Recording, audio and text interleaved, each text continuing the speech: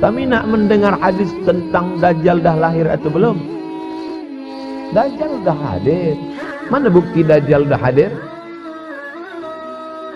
Tak terasa saya ini sudah 8 kali datang ke Kuala Lumpur. Awal-awal sekali 2014, 2015, 16, 17, 18, 19, 20. Sudah kali yang ke-7. Saya datang setahun sekali saja setiap bulan Februari. Bulan Februari datang. Rupanya dah yang ke-7 kali. Bulan Februari. Ini saya bagi tahu supaya kita semua faham. Saya datang bulan Februari. Supaya tak datang balik, datang balik, datang balik, datang balik. Sekali datang dari tarikh 2 hingga 9. Pusing, pusing, pusing, pusing, balik. Rupanya sudah kali ke-7, ke-8 kali datang menyampaikan tazkirah. Tak terasa. Dulu saya datang kemari belajar di UKM tahun 2003. Sekarang sudah 2020. 17 tahun. Tak terasa. Yataqarabuz zaman. Tanda-tanda kiamat, fitnah akhir zaman sudah dekat adalah yataqarabuz zaman, kata Nabi SAW. Waktu tak terasa. Tak terasa. Tak terasa dah engkau dah datang. Tak terasa waktu begitu cepat engkau sudah datang saja nak menagih hutang tadi. Orang berhutang ni pun rupanya tak terasa juga orang datang. Yang memberi pinjaman pula terasa lama betul. Apakah beza antara 5 minit dulu dengan 5 minit sekarang? Sama. Apakah beza antara 24 hours, 24 jam dulu dengan 24 jam zaman Nabi dengan 24 jam zaman sekarang? Sama. Tak ada beza. Mataharinya sama, bulannya sama, buminya sama. Yang berkeliling mengelilingi matahari sama. Apa yang membuat berbeza? Apa yang membuat zaman itu yataqarabuz zaman? Ada hal-hal yang membuat kita sibuk. Dulu tak ada google.com, dulu tak ada Facebook, dulu tak ada Twitter, dulu tak ada BBM, dulu tak ada Instagram. Sekarang waktu habis. Bila kita tanya orang mana yang lebih lama, 5 minit atau 50 minit, semuanya sepakat mengatakan 50 minit lama, 5 minit kejam. Saya tanya 2 kali, pelajar-pelajar, penuntut-penuntut, mana yang lebih lama, 5 minit atau 50 minit? Semuanya berkata 50 minit lebih lama daripada 5 minit. Lepas tu saya balik, mana yang lebih lama?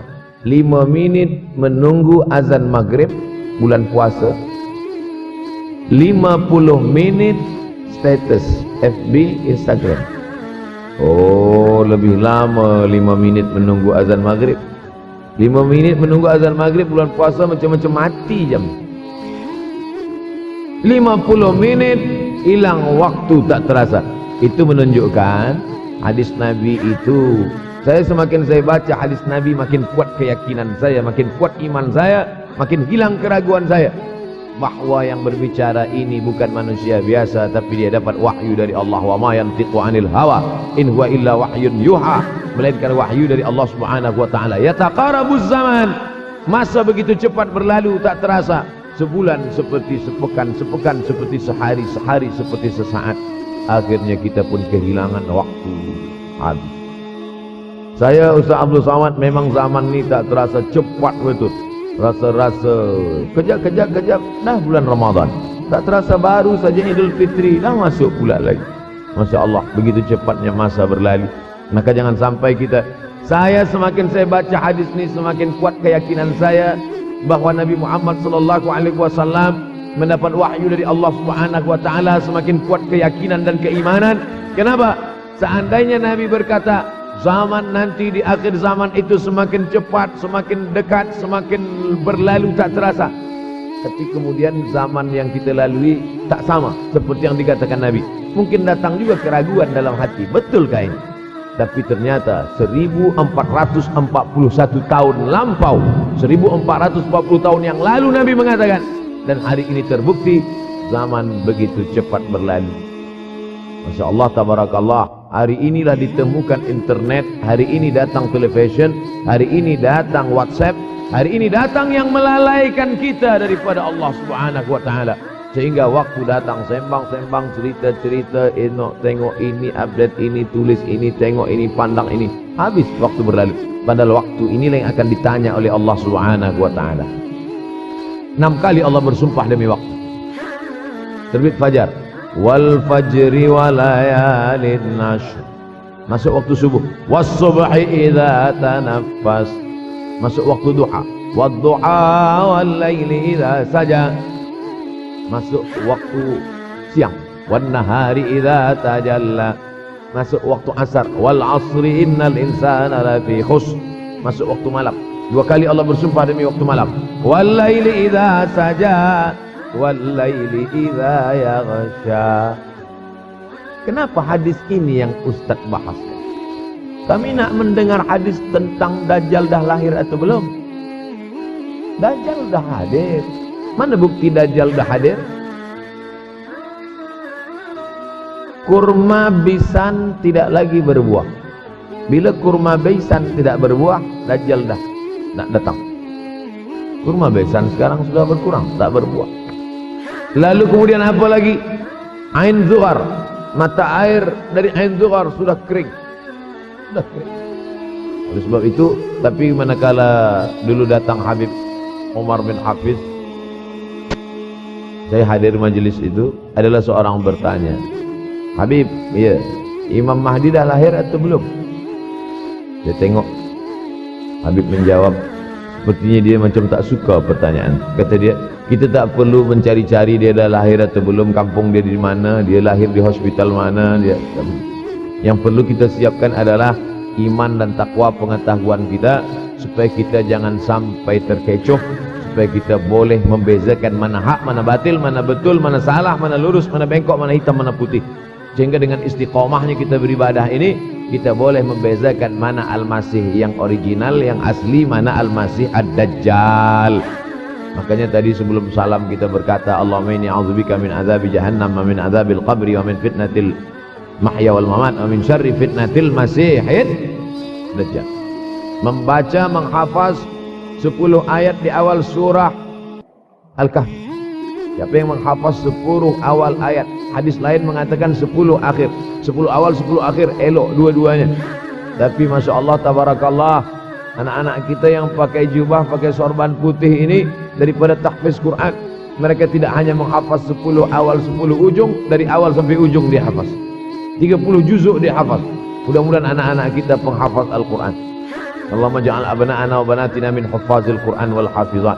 Jadikan anak-anak kami menjadi para penghafaz Al-Quran, ya Allah, supaya selamat dia daripada fitnah Al-Masih Ad-Dajjal. Tapi saya pilihkan hadis tentang yang 5 ini. Dengan 5 ini kalau kita amalkan, insya Allah Allah akan selamatkan kita dari fitnah akhir zaman ini. Yang pertama, manfaatkan waktu, kerana waktu di akhir zaman ini yataqarabuz zaman, kerana waktu semakin dekat tak terasa, hilang, berlalu. Maka isilah waktu ini dengan ibadah.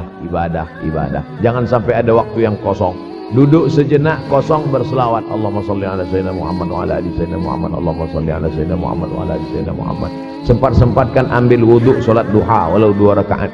Sempat-sempatkan sebelum tidur malam solat witir 3 rakaat, supaya tidur kita sentiasa dalam wudhu dan kita sempat solat witir. Andai mati kita malam itu, insyaallah mati dalam keadaan husnul khatimah. Sholli sunnatal witri 3 rakaatin lillahi ta'ala. Nanti malam jaga tidak witir lagi, hanya tahajud saja. Sempat-sempatkan solat tahajud. Elok amat sangat baik solat wudhu 2 rakaat. Sholli sunnatal wudhu rakaatain lillahi ta'ala. Selepas solat wudhu, solat sunat taubat.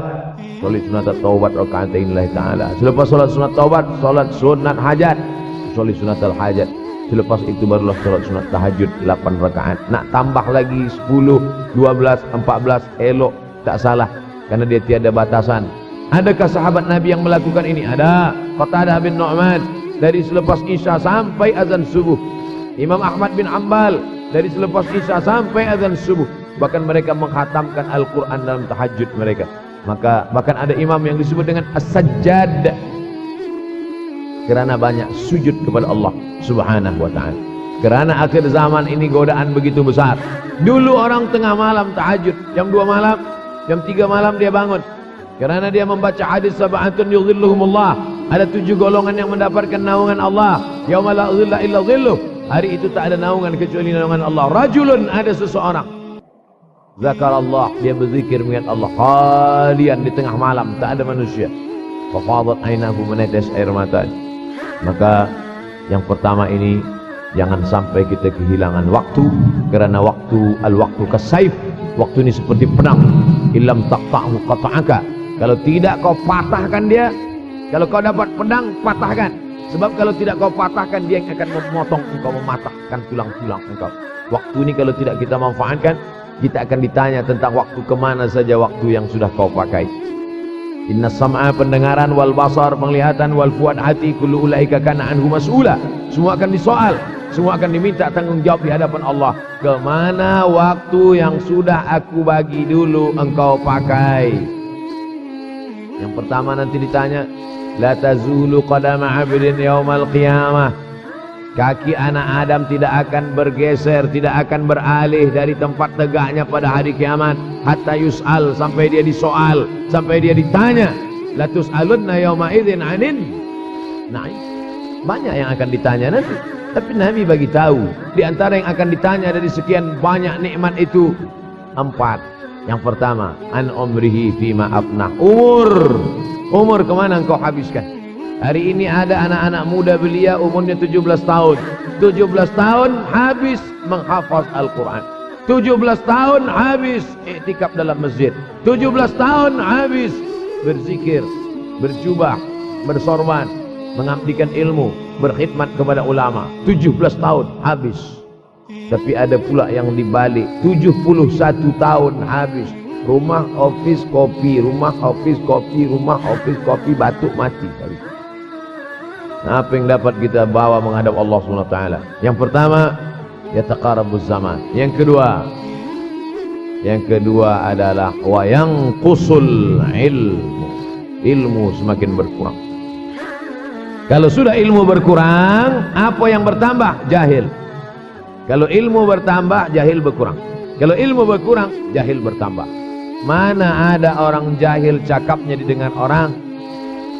Saya dulu awal-awal membaca hadis ini, wa yanqusul ilmu berkurang, jahil bertambah. Rasanya tak mungkin, tak logik, tak masuk akal. Mana ada orang tak berilmu cakap dia didengar? Sekarang baru saya faham. Dulu orang tak berilmu ditinggalkan orang. Sekarang orang tak berilmu, asal dia pandai berbicara, dia akan didengar orang. Bahkan orang jahil pula punya channel. Apa namanya? Jahil.com. Orang jahil punya channel. Banyak pula follower dia daripada follower kita. Banyak pula viewer dia daripada viewer kita. Sebab apa? Sebab yang menyaksikan tiada berilmu, yang berbicara tiada ilmu. Oleh sebab itu maka kita galakkan menuntut ilmu di majlis-majlis ilmu. Untuk apa Abdul Somad sudah berumur 43 tahun pun masih pergi juga lagi ke Sudan belajar? Apa yang nak dicari ini? Tak lain tak bukan, mudah-mudahan kita termasuk orang yang sampai akhir hidupnya mencari ilmu, insyaAllah.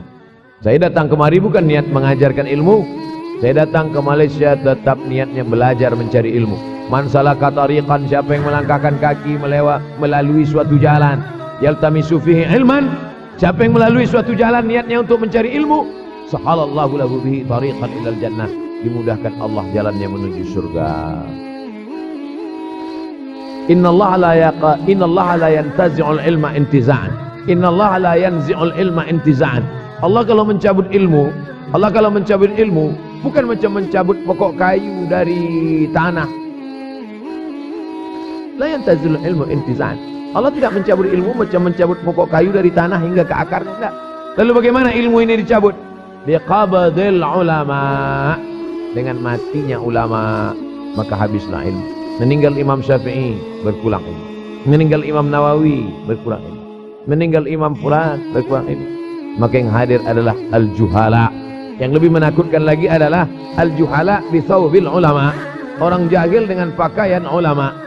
Abdul Somad tidak mengatakan dirinya ulama. Saya selalunya membacakan ayat Quran, membacakan hadis Nabi, menyampaikan fatwa ulama. Tak pernah saya berceramah, bertausiah. Menurut saya, siapa saya? Siapa kita? Syafi'i manusia, saya manusia. Syafi'i boleh berfatwa, saya juga boleh berfatwa. Imam Syafi'i berfatwa Al-Quran 30 juzuk dalam kepala dia. Kita juzuk 30 pun kadang-kadang hilang. Imam Syafi'i balik dari masjid ke rumah, dia tutup telinga.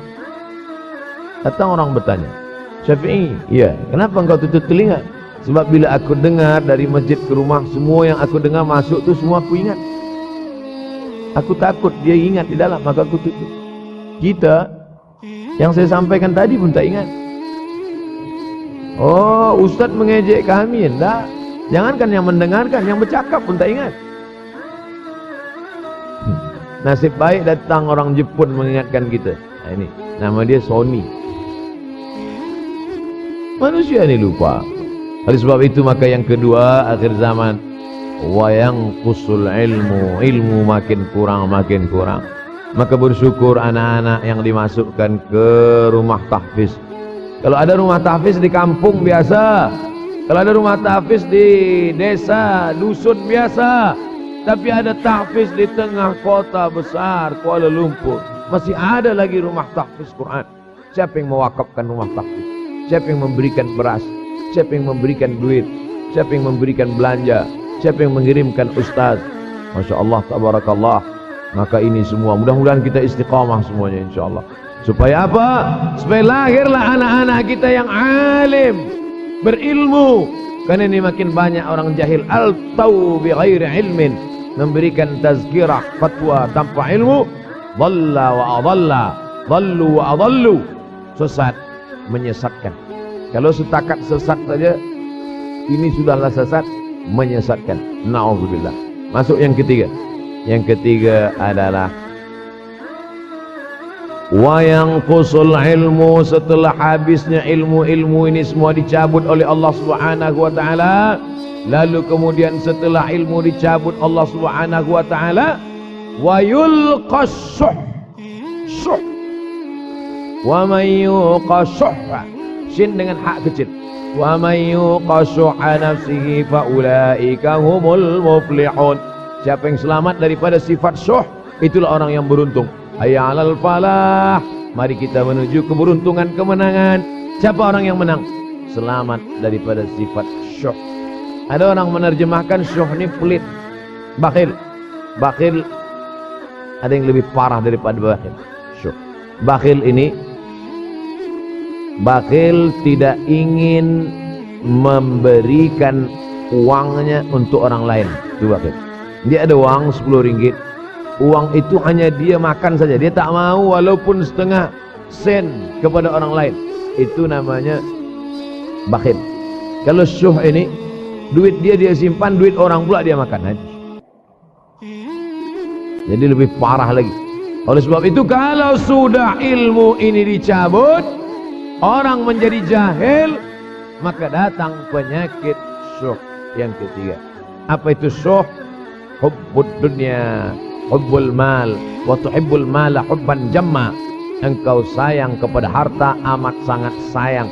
Dia pegang semuanya sampai tak meleleh, tak menetes walaupun satu tetes. Akhirnya mereka inilah pendusta-pendusta agama. Ara'aital ladzi yukadzibu biddin. Tahukah kamu siapa itu yang mendustakan agama? Fadzalikal ladzi yad'ul yatim. Mereka itulah yang membiarkan anak yatim. Wala yahuddu ala ta'amil miskin. Dia tidak mempedulikan makanan orang miskin. Sebab apa? Bukan sebab tak ada harta, sebab syuh. Kenapa syuh? Sebab tak ada ilmu. Tak ada ilmu tentang akhirat. Dia pegang, dia pegang, dia pegang, dia simpan, mati, habis. Yang dia bawa hanyalah 1, 2, 3 helai kain kafan saja. Itulah mengapa Sultan Turki, Sultan Muhammad Al-Fatih, Sultan Abdul Hamid, coba tengok gambar Sultan Muhammad Al-Fatih, Sultan Abdul Hamid Turki dulu. Sorban dia besar-besar. Saya dulu terkejut, lama saya tengok, kenapa sorban orang Turki ini besar-besar. Lama-lama saya baca, rupanya sorban orang Turki itu kain kafan. Tuan-tuan, balik dari sini beli kain kafan 2 meter, ikatkan kepala, bawa sembahyang. Beringat mati. Bolehkah menyiapkan kain kafan? Baca kitab Tambihul Mughtarrin, peringatan bagi orang-orang yang tertipu. Di situ ditunjukkan banyak ulama, bahkan mereka menggali tanah di dalam rumahnya. Malam-malam dia tahajud, selepas tahajud dia duduk di dalam tanah itu supaya terasa bagaimana rasanya mati. Gali tanah 2 meter, masuk ke dalam. Tapi kalau nak buat itu kita saja dengan Allah. Yang pula banyak juga orang sekarang udah gali tanah masuk ke dalam streaming pula. Hai guys, nak rasakan mata, mana boleh rasa? Kita saja masuk ke dalam, rasakan macam mana rasa. Sebab kalau cakap saja, marilah kita ingat mati, takutlah kita pada mati. Kita tak tahu bagaimana rasa mati. Kalau nak merasakan bagaimana rasa mati, nanti kalau ada orang mati meninggal dunia, masuk kita ke dalam, kita sambut jenazah, kita letakkan, kita duduk, rasakan. Ketika Fatimah meninggal, Fatimah mak Sayyidina Ali meninggal, Nabi masuk ke liang lahat. Masuk Nabi ke liang lahat, Nabi berdoa di dalam. Ketika Utsman bin Maz'un meninggal, Nabi masuk ke dalam. Nabi pegang jenazah Utsman bin Maz'un, meleleh air mata Nabi turun ke misai, turun ke janggutnya, turun menetes sampai ke bawah. Rasakan bagaimana rasanya di dalam. Dulu saya pernah berjumpa dengan seorang pemuda, telinga dia pakai anting subang. Lalu kemudian saya tengok banyak tato dia. Saya tanya, macam mana cerita awak bertaubat dulu? Mak saya meninggal, Ustaz Abdul Somad. Lepas tu saya tegak di tepi kubur. Macam ada yang menolak saya dari belakang, masuk saya ke dalam. Masa masuk itulah terasa sejuk di kaki. Datang rasa takut saya. Makanya kalau ada orang yang sudah kita bagi tazkirah, bagi nasihat tak juga, nanti ada orang meninggal, bawa dia agak dekat, senggolkan sedikit. Itu caranya supaya kita terasa mati ini, supaya apa? Hilangkan penyakit syuh, cinta harta, takut mati, dan membuat kita menjadi bakhil, pelit. Na'udzubillah. Alhamdulillahi Rabbil Alamin.